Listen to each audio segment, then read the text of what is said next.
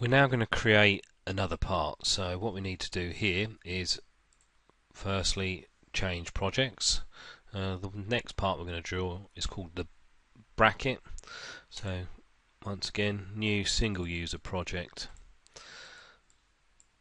Bracket is the project name. Don't need to do anything more there. Okay. It's changed. We just need to change use style library, read write, save, and done. Okay, so change projects, we can now go and create a new part. So once again, our sketch has opened up on the XY plane, and the center dot's there in the middle. Okay, so we're going to just start off by drawing a rectangle. Again, we're going to leave the sizes for a moment and get the geometry right. So we want to put our part in the middle, about the center point. So I just did a vertical and horizontal constraint. So you can just check that's done, worked okay by grabbing the corners, and it should all move symmetrically. Now we can do our dimensions. So we're going to have 50 that way. Scroll out a bit. 50 this way. And now it says fully constrained. If I just take that, undo, just delete that last dimension, you'll see one dimension needed and it will change. So we always like to leave our sketches fully constrained. Finish sketch, back to ISO. We're just going to extrude this up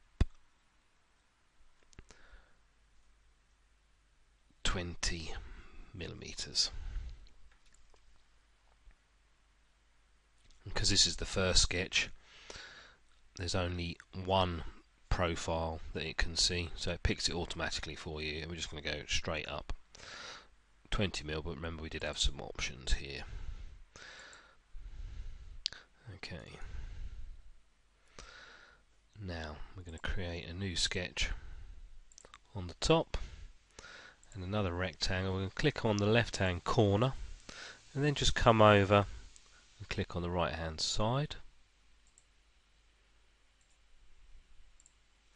Okay, so now it's only one dimension needed. Because I clicked on this corner first and then on this side, it's locked to the square underneath.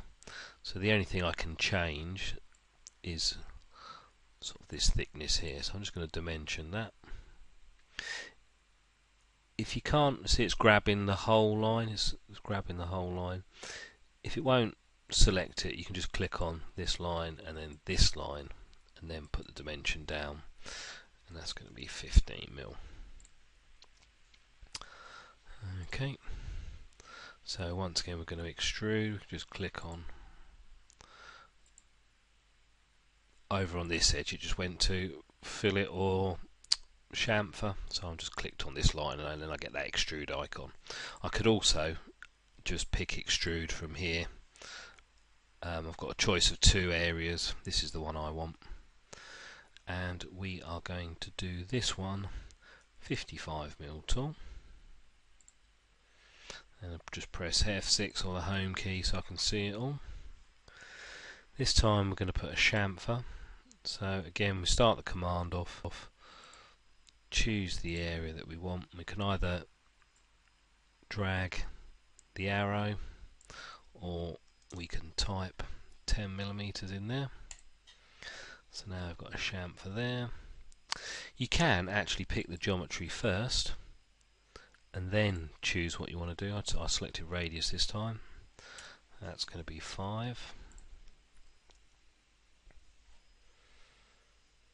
Okay, right, what I'm going to do is put a cutout underneath. So I'm pressing the F4 key here so I can spin my part. I could have used the view cube.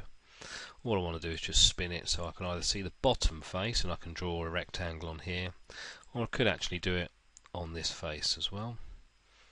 Let's do it on there so we can actually pick, create a sketch. Let's zoom that a bit bigger. So I'm just going to put a rectangle on the front. I'm clicking on the bottom line, then up and over. So it moves that way and that way. So the first thing is the geometry. Now this, the way we're doing this, we're going to cut this part out all the way through the part. So we'll just get the geometry right first. Again, look, I had this line selected, so when I click vertical it says it already is. I just press cancel and then just start again. And let me just cancel that a second. Let me just move it, just so what's happened now is I can see the difference between the middle of this line, which is there, and then the middle underneath. So sometimes just by moving it around, you're not too sure where the center points are, just drag your sketch. So now I can dimension this.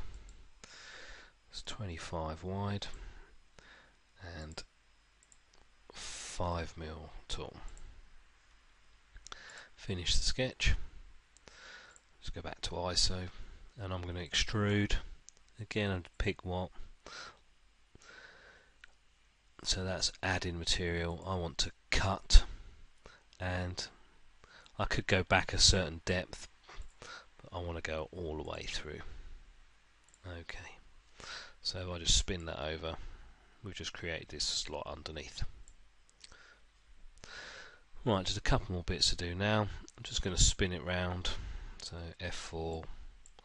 I'm just going to click on the back and create a new sketch.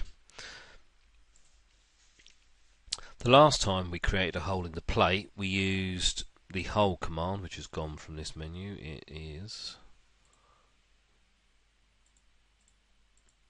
there. That's the one we used before.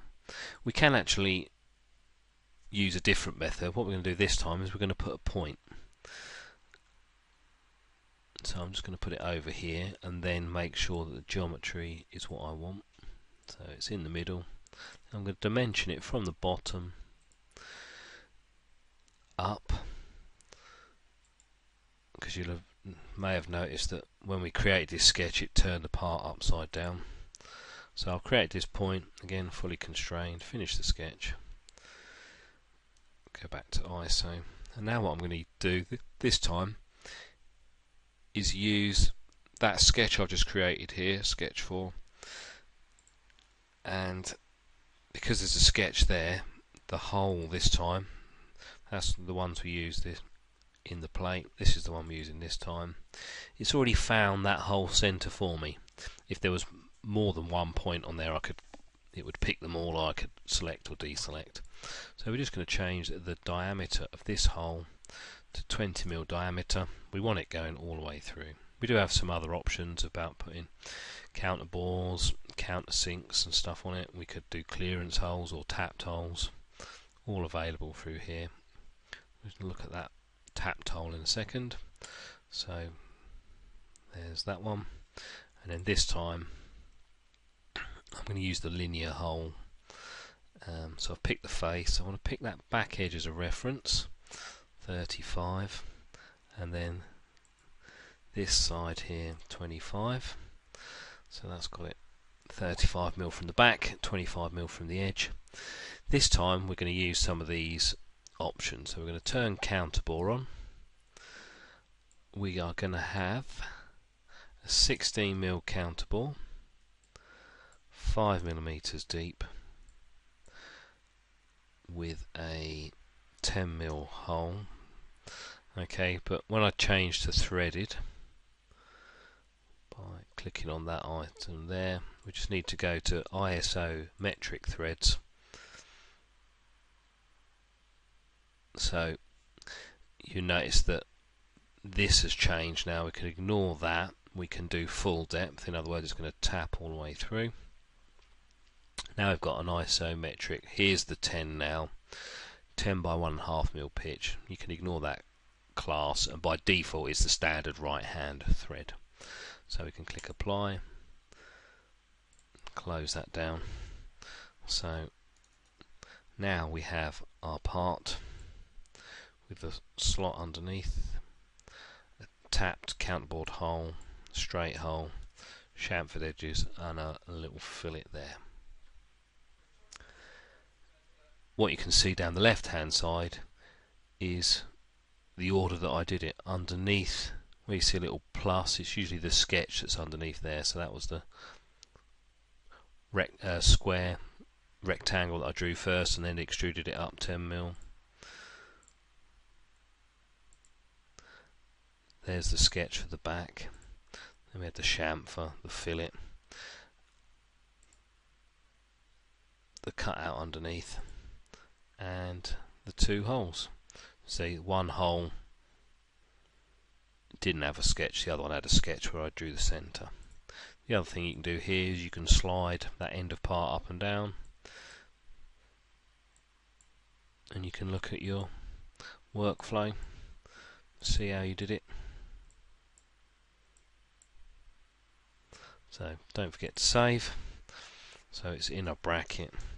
Give it a sensible name here, because this name will come through onto your drawing, which we'll see in the next stage.